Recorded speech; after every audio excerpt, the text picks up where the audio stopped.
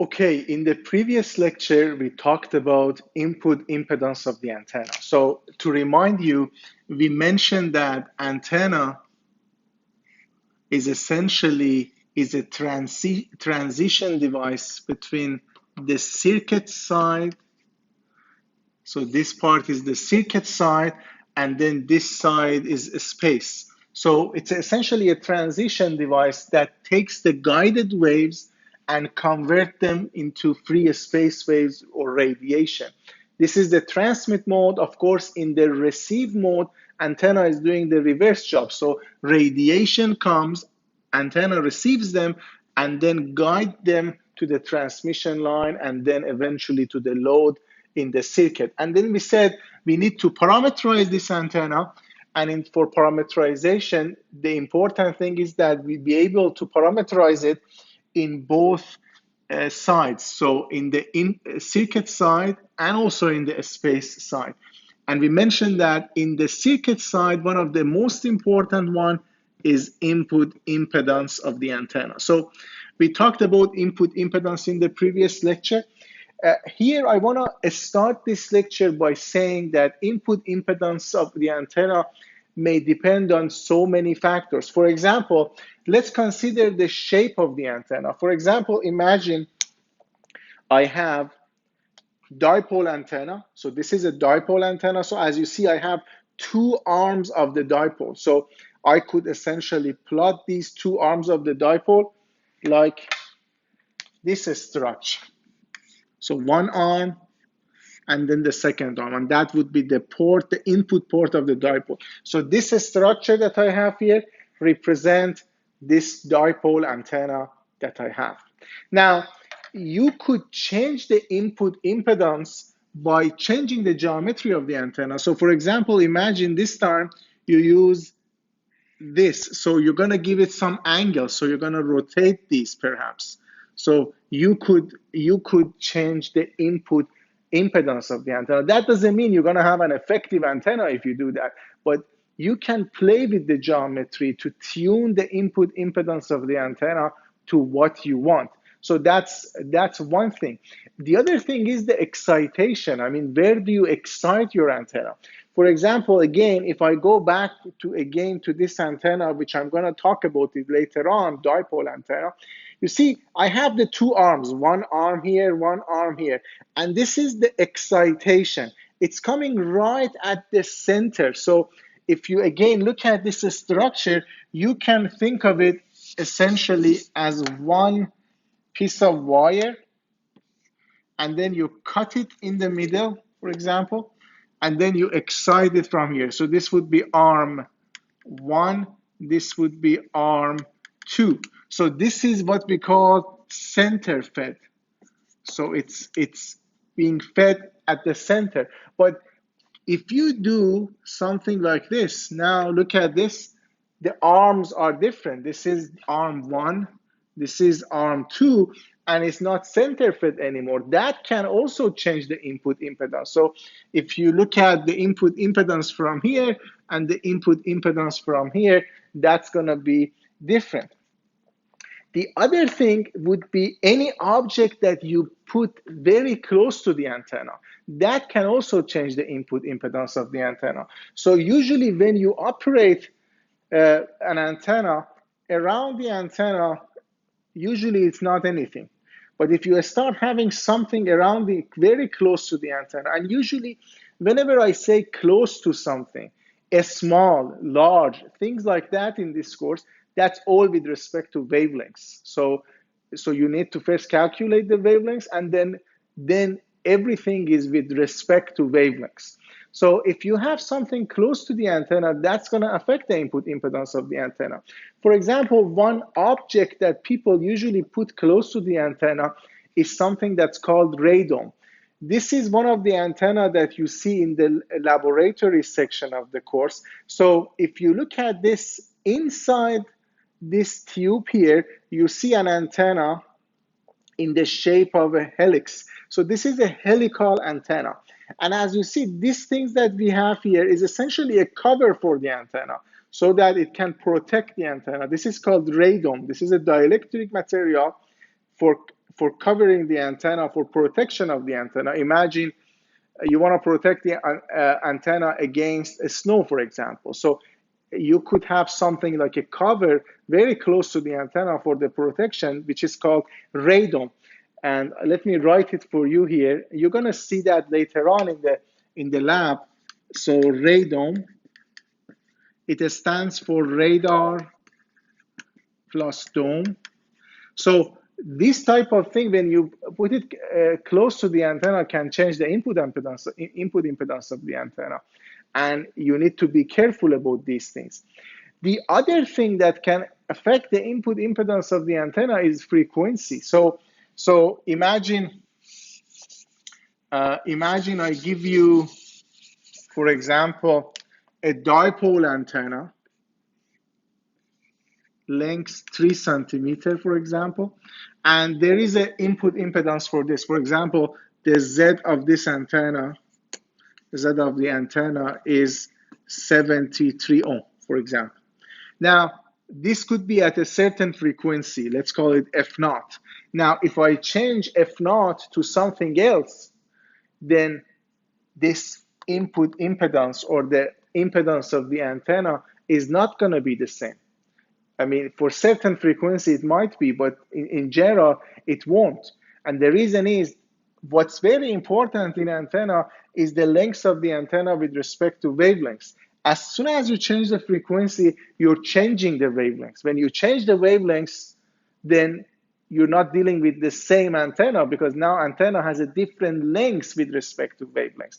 So 3 centimeter when it comes to antenna is not that meaningful. You should say how many wavelengths. Is it half a wavelength? Is it quarter wavelengths? Is it 2 wavelengths, and so on? And that matters a lot when it comes to the impedance of the antenna. So generally, when you change the frequency, you're changing the wavelengths. Therefore, you're changing the impedance of the antenna. Okay, so this is something that I wasn't able to cover in the previous lecture regarding input impedance, and hopefully it's clear now. Now, let's go to another thing which is closely related to impedance of the antenna, and that's reflection coefficient. So these are essentially related, but it's good to be also familiar with this terminology. This reflection coefficient is also a circuit side parameter. So it's for this side of the antenna, not in the space. So reflection coefficient, essentially, to understand it, let's assume I have, again, similar to the previous lecture, source, and then we go to our transmission line. And remember, I'm going to put this sign for the source to tell you that I'm dealing with AC currents here. Remember, DC currents cannot radiate. So this is my AC notation. And then here, I'm going to go to the antenna that I have. So let me have the antenna with a different color. So this is my antenna. And don't think of this as something very long. For example, at 10 gigahertz, wavelength is 3 centimeters. So even 1 centimeter would be a transmission line. So now, you are essentially sending the energy toward the antenna. But from transmission line theory, perhaps you remember that this is going to be a traveling voltage wave along the transmission line. So I'm going to show it with V1, which is voltage, in the plus direction, so in the direction that we desire. So let's assume that toward the antenna is V1 plus. But then then this voltage arrives at a new component, which is the antenna. Now, here you could have a discontinuity. So when you have a discontinuity, a reflection may arise. So if I want to make an example, is that imagine, for example, this is an electromagnetic wave. This is my E. This is my H. So E and H traveling this way. So this is my traveling wave in free space. So this is E and this is H. And they're traveling. Now, they're traveling without any problem. They go without any problem until they hit this white port. So this white port is not going to be the same as air. So what's going to happen is that this part of the electromagnetic wave will reflect, part of it is going to go through. And that's the same concept when it comes to a transmission line. So when you have this voltage wave is traveling, when you get to something new, it's very natural that some of it may reflect back. So this is going to be V1 minus, or we can just call it V. We don't need one here because we are dealing with one thing here. But in general, we have this one for a different purpose. I'll talk about it later. So you see, this is a reflection. And now reflection coefficient, which we show it with capital gamma,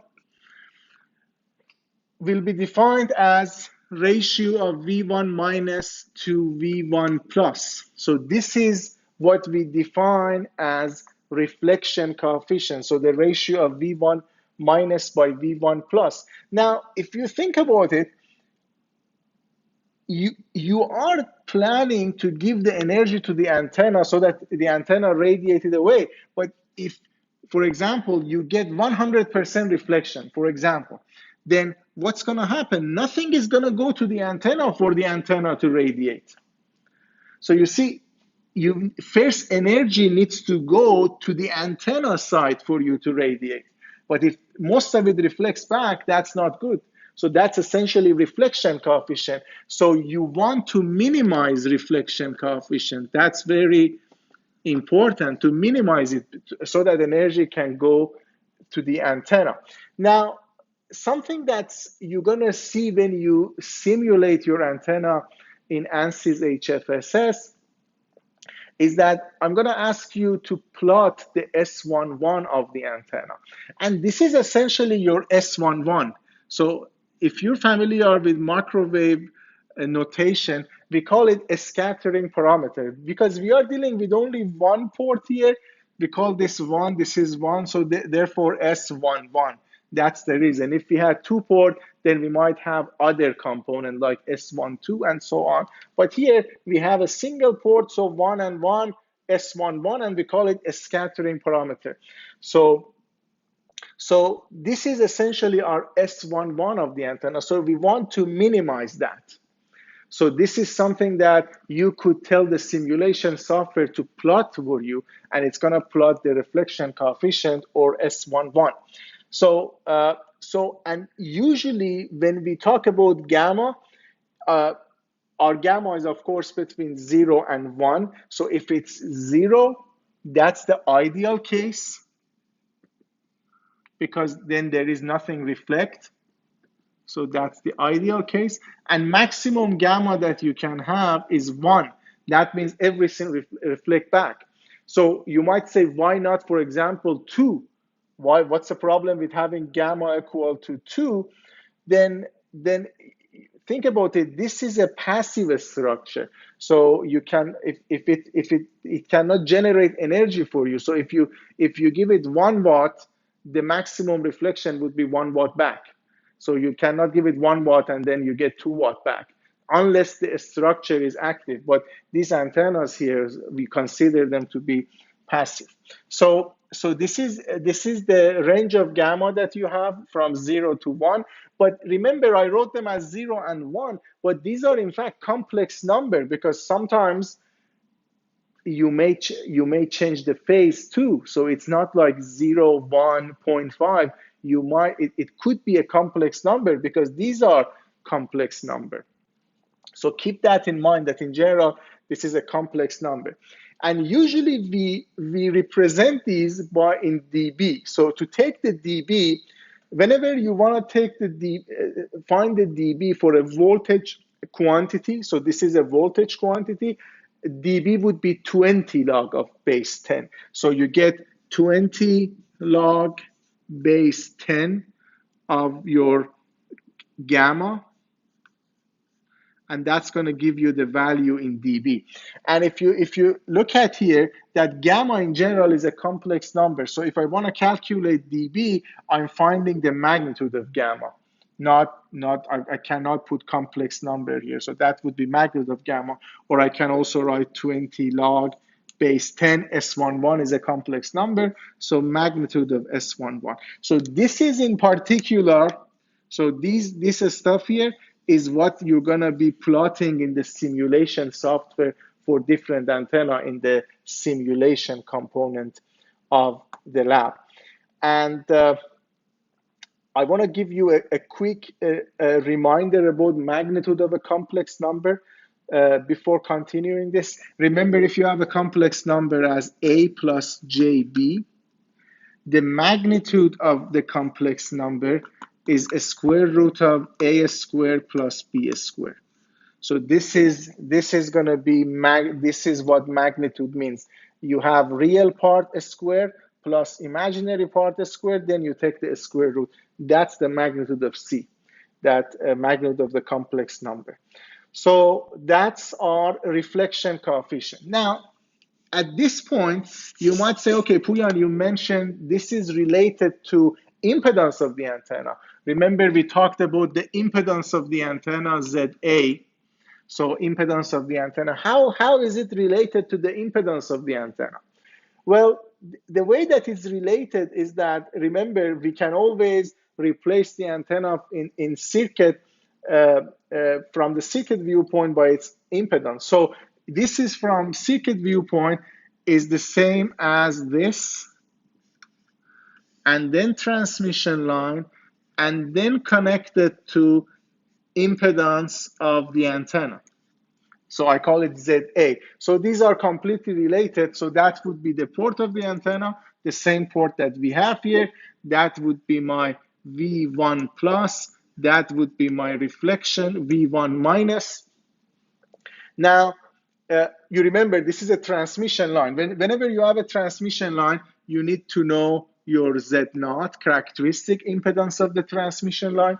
In most cases, whatever essentially relevant to our course, Z0 is 50 ohm. That's the most widely used characteristic impedance when you purchase transmission line and when you fabricate transmission line. We're going to talk more about these things later on. So Z0 is often 50 ohm. Now, you have also the length of the transmission line, and then you also have the beta wave number. So you have these things. So this is the way that you talk about your transmission line. And now, if I go back again to transmission line theory, and if I ask you, what is the reflection coefficient here? So gamma that we have, V1 minus divided by V1 plus, then you probably remember it from your previous courses that gamma, V1 minus divided by V1 plus, is equal to ZA minus Z0, ZA plus Z0. So this essentially says that the reflection coefficient is impedance of the antenna minus characteristic impedance, impedance of the antenna plus Z0. And that's your reflection coefficient. Now you see, your reflection coefficient that we were just talking about is directly related to the impedance of your antenna, because you know Z0 is 50 ohm. I might as well write 50 ohm.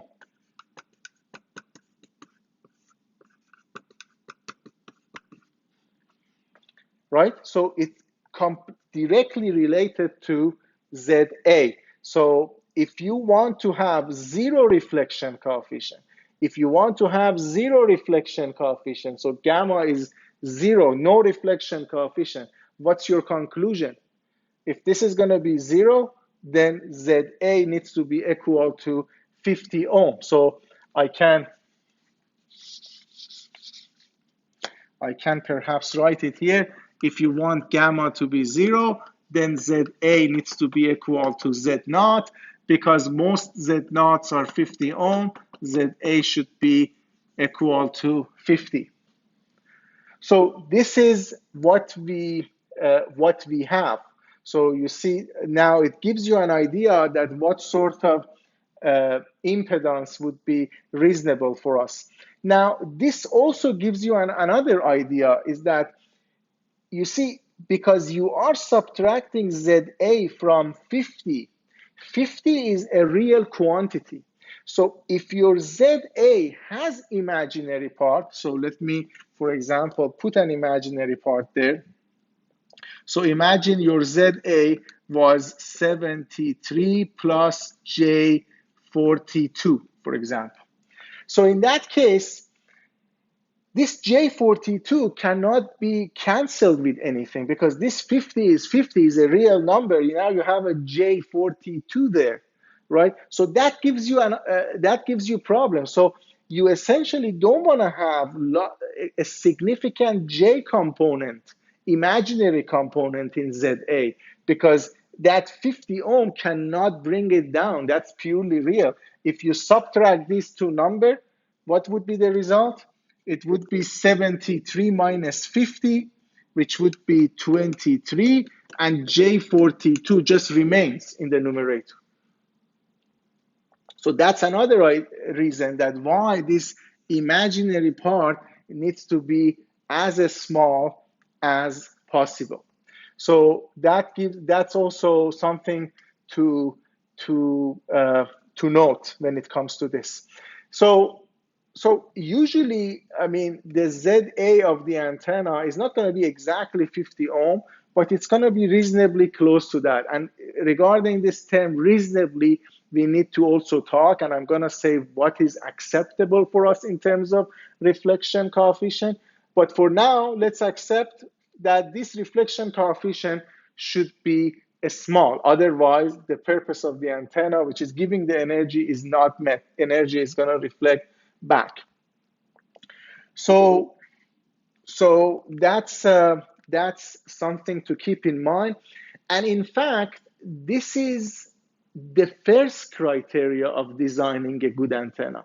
If you break antenna design into a couple of general guidelines, this is perhaps the very first one. So the very first one says input impedance of the antenna should be such that most of the energy that you're sending toward the antenna is actually make it to the antenna. Otherwise, it's going to reflect back. So a good input impedance is the beginning, is the necessary condition. You have to have it. So keep that in mind. Now, we talked about this. There is only one more thing I want to mention. And the thing that I want to mention here is, let's assume that your ZA, which is the input impedance of the antenna, is equal to Z0, ideal case. So then what's going to happen? So let me remove this.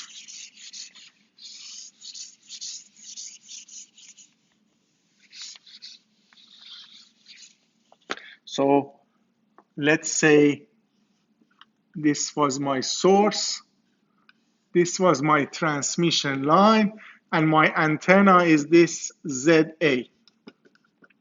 And the characteristic impedance of my transmission line was Z0. Now let's assume, so if I assume that ZA is equal Z0, then what are the consequences? So reflection coefficient here would be 0, because nothing is going to reflect back. You're going to give all this power to the antenna. And the other things that I want to mention is that what would be the impedance seen from here, Zin? What would be the impedance seen from here? I'm going to calculate that to see what's going to be the impedance. So Zin, based on the equation that we had in the previous lecture, is Z0 plus J ZA tangent beta L, ZA plus J Z0 tangent beta L. So beta wave number, L length of the transmission line. Now, if we assume that ZA is equal to Z0, so you see that both numerator and denominator would be the same, so Zin becomes Z0. So in fact, this tells you that if you have a match impedance here to the transmission line, ZA is equal to Z0, when you look at the input impedance from the source point, irrespective of the length of the transmission line, your Zin would be equal to Z0 always. So that's another consequence that we have here. So this is just a side note, and let's now go to another component which is also related to these components. So far, when we're dealing with the antenna from the circuit point, which is this part behind the antenna, we had the impedance of the antenna, we had the reflection coefficient, which is our S11. So now I'm going to go and mention another parameter which is also related to these. So remember, reflection coefficient was related to impedance of the antenna. Now this time I'm going to talk about VSWR, voltage standing. So V for a standing wave ratio. So this is voltage standing wave ratio, and we're going to talk about that. That also comes as a circuit parameter. So VSWR would be another parameters of the antenna that some people talk about VSWR. Actually, this is very common in data sheets and so on. So when you think about VSWR, first you need to understand the meaning of a standing wave. So for example, again, imagine that, again, this is my electric field, this is my magnetic field, so EH traveling this way. So EH traveling this way. So, and they travel very, smoothly. There is nothing here, it's just air. They come here, but then I'm gonna have reflection because there is a discontinuity here. It's not air anymore, it's whiteboard. So, but then now you have a situation that part of the wave traveling this way, part of the wave traveling backward, so they're gonna interfere with each other. And that creates something that we refer to it as a standing wave. So if you're just traveling in one direction, you have propagating wave in one direction. If you also experience reflection, that's create a standing wave. So that's the term, a standing wave. So right here, so if I go back again to my previous example, so transmission line going to the antenna. So this is the antenna port. So if I send the energy through the transmission line, this is my propagating wave in the direction that I want, in the plus direction. If I get reflection, this is V1 in the negative direction, the undesired direction for me. Now, if I have both of them, one of them is traveling this way, the other one is coming back, that's going to be creating a standing wave for me. And there is a ratio which is defined as voltage standing wave ratio, and that's going to give me an indication of how bad this reflection is. So that's the meaning of voltage standing wave ratio. Now, let me first talk about what is the definition of VSWR. So VSWR is defined as, this is a small triangle that someone I put over equal sign. That means it's defined as peak amplitude of a standing wave divided by minimum amplitude of a standing wave. So this is essentially our definition of VSWR.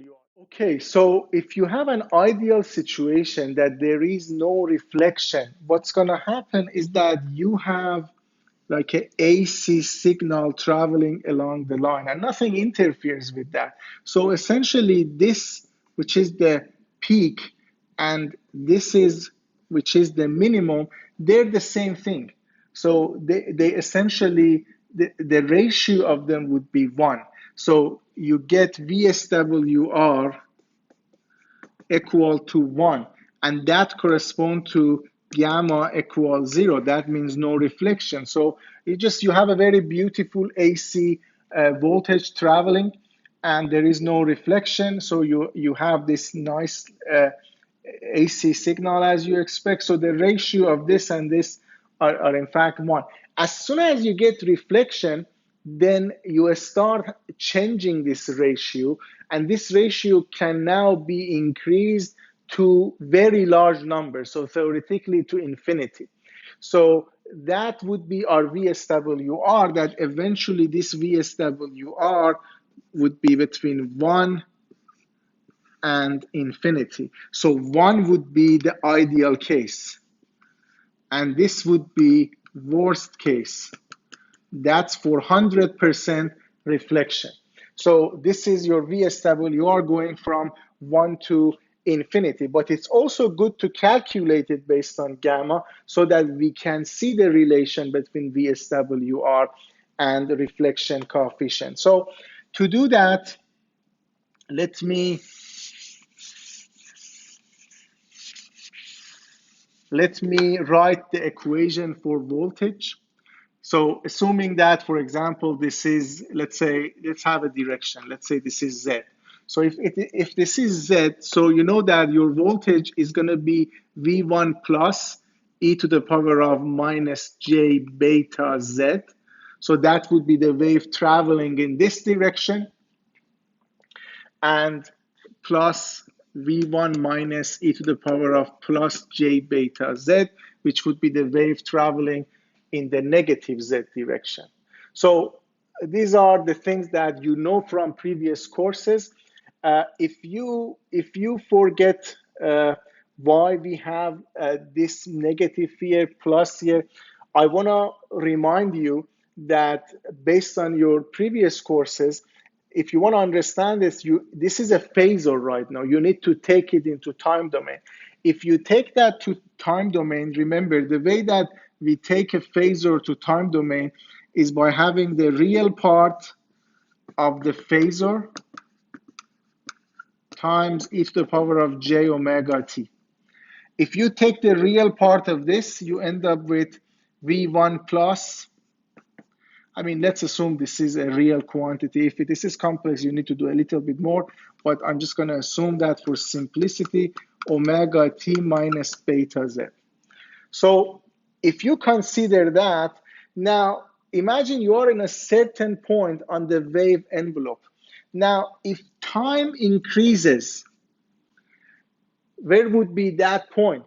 So essentially, for the same point, you need to maintain the same value for this quantity. So if time increases, and if you want to maintain the same value for this quantity, if this number increases, this number needs to increase so that the difference becomes the same. So that means if time increases, Z has to increase such that you are following the same point. So that means as time increases, Z increases. That means you're traveling in this way. So this negative sign is for traveling in the plus Z direction. It might not be intuitive, but this is the reason. Similarly here, so if you convert that to time by taking real part of V minus e to the power of j beta z, that's your phasor, and then e to the power of j omega t.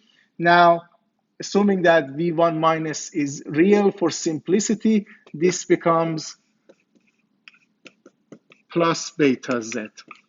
Now, if I fix a point on the wave envelope, and if I increase the time for these things to refer to the same point, this needs to be the same value. So if time increases, Z needs to decrease, because if this is increases, this needs to compensate for that. So as you see, as time increases, Z decreases. So you're actually traveling in the opposite side. So that's the way that we say this is in the plus Z traveling, this is in the negative Z traveling. These are some details on this. So So now forget about this part and then go back to our thing that we have here. So this is the equation for voltage in transmission line. This is a standing wave because you have propagating wave in the plus Z and then the wave traveling in the negative Z direction. Now, we already know what is V1 minus. Let me write it for you. If you remember, we defined gamma as V1 minus divided by V1 plus. So V1 minus is essentially gamma V1 plus e to the power of plus j beta Z. So this is essentially your V1 minus. Now, you could perhaps factor V1 plus from the equation. So you can factor V1 plus e to the power of minus j beta Z. So you can factor this and you end up with 1 plus gamma e to the power of 2j beta Z. So if you factor that, you get to this expression. Now, when you are at this expression, this is essentially your standing wave. Now, I'm asking you, what would be the maximum value of this standing wave that you have here? So what is, for example, the magnitude of V1 plus? The magnitude of V1 plus is magnitude of V1 plus. What is the magnitude of e to the power of minus j beta Z? Magnitude of e to the power of j theta is 1. So let me maybe write this down here. E to the power of j theta, if you take the magnitude of that, and theta in this case is minus beta Z, this is 1. And if you forgot that, remember that e to the power of j theta, Euler equation is cos theta plus j sine theta. So magnitude of j theta is real part squared plus imaginary part squared becomes 1. So magnitude of this is 1. So I'm going to just write 1. So 1. And what would be the maximum magnitude of this one? Because remember, VSWR is maximum divided by minimum in terms of ratio. The maximum of that, remember, this is, in terms of magnitude, this is 1. So the maximum value that you can have for this is 1 plus magnitude of gamma. On the other hand, if I judge the minimum of this, again, outside the parentheses is V1 plus, this is 1. But here, the minimum of this one can be 1 minus gamma. Remember, although this one in terms of magnitude is 1, but it could change the phase so that it becomes negative.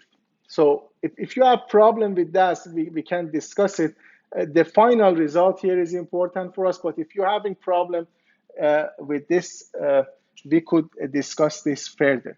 So if I have this as maximum, this as minimum, then I can form my VSWR to be 1 plus gamma, 1 minus gamma. So that's the final result. That's my VSWR, 1 plus magnitude of gamma, 1 minus magnitude of gamma. So that's, now let's look at what's the ideal scenario. Ideal scenario, gamma is 0. Therefore, VSWR is 1. Worst case scenario, gamma is 1. Therefore, VSWR goes to infinity, becomes very large. So that's our VSWR. So as you see, gamma itself was related to impedance of the antenna. VSWR is also related to gamma. So they are all related. So let me write something here, and then we go to it. Then our next step. So let me write ZA, the impedance of the antenna. Then gamma was ZA minus Z naught, ZA plus Z naught. Then VSWR was 1 plus magnitude of gamma, 1 minus magnitude of gamma. Now, one thing you might ask is that what was the point of even talking about VSWR? Because I mean, this is essentially the same thing as gamma and ZA. So why we bother going through some equation to get to this equation? So essentially, if you have these quantities, this doesn't give you anything extra because you have gamma, you can essentially have your VSWR. But there is an advantage for VSWR that these two cannot offer. You see, if you want to measure ZA and gamma the way that I've written them here, you need to remember that these are complex numbers. And complex number, when you go to higher frequencies, like for example, antennas, usually you are working in gigahertz, you go to millimeter waves, and for example, you might be at 100 gigahertz. And so uh, measuring these complex numbers accurately is very complicated. And the reason is complex numbers are like amplitude and phase. You can write, for example, this as amplitude and phase, A, J, phi. And amplitude is usually easy, but phase is often very difficult. It's very challenging in terms of measurement. So you need to make sure that cables are okay, so many details. And also this is an expensive measurements when you want to measure a complex quantity at higher frequency. The nice thing about VSWR is that if you think of measurement instrument, we have devices that measure VSWR. And as you see here, VSWR is not a complex number. This is a real number. So this does not have real and imaginary part. That's purely real. So that's why, although it doesn't give you anything extra, but if, for example, you don't afford to have instrument to measure these complex quantities, you may afford to get something that just measure VSWR for you, because that's much more affordable when it comes to measurement. So when you write the equation, yes, there is nothing extra. But when you go to practice and you want to measure it, if you can if just having VSWR is good enough for you, then that's an advantage. So that's our discussion on VSWR. Okay, we talked about VSWR and reflection coefficient, and we wrote that VSWR is equal to 1 plus gamma, 1 minus gamma, and these gammas are magnitude of gamma. Now, I made some example here. For example, we already said VSWR of 1 is equivalent to magnitude of gamma equals 0. See, if you have gamma 0, VSWR becomes 1. So 1, 0. Now, the other thing that I put here is reflected power. So how much in percentage-wise of power is going to reflect back? So if this is your transmission line and this is your antenna, how much of the power is going to be reflected back? And you might say, okay, Puyan, this is the same as reflection coefficient with only one difference. Reflection coefficient, by definition, is the ratio of voltages. So if I want to have reflected power, and I like that because to me, it's more meaningful when I talk about power.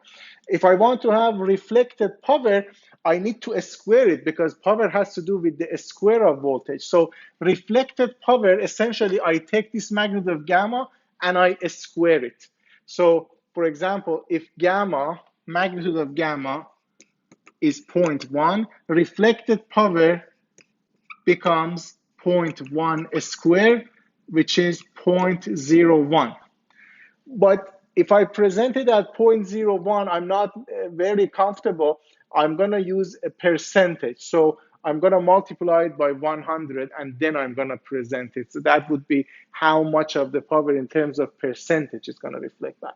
So you see, if gamma is 0, of course, reflected power is 0. Now, if VSWR is 1.1, gamma is 0.048, reflected power, you see, is so tiny. Just 0.2% of the power is going to reflect back. Now, if VSWR, for example, becomes 2, then reflection coefficient is 0.33. And you might say, oh, that's huge, 0.33, it's huge. But 0.33, remember, this is the reflection in terms of voltage. If you convert it to power, so you square this gamma, and you multiply it by 100 to get the percentage, that means 11% of power is going to reflect back. So essentially, you give the 90% of the power to the antenna, 11% reflects back. And then you go to higher numbers, 3, 5, 20, and so on. As you see, for example, VSWR 20, that's 0.9 magnitude of gamma, 81% of the power reflects back. Of course, if VSWR is infinity, reflection coefficient is 1, 100% of the power reflect back. Now, this is probably the important thing here. What is an acceptable range for these numbers? I actually have this red line here for you. So this is the acceptable range. So VSWR should be equal or smaller than 2. Reflection coefficient should be equal or smaller than 2. The maximum reflected power that you can have is 11%. These are typical numbers. I mean, from time to time, this could change based on different requirements. But typically, if I ask you to design an antenna, then from an input impedance, I don't want to have more reflection than 11.11%. So now, if I convert this to dB, if I convert this number to dB, so how do you convert this number to dB? You take 20 log base 10 of this number, and you get around minus 10 dB.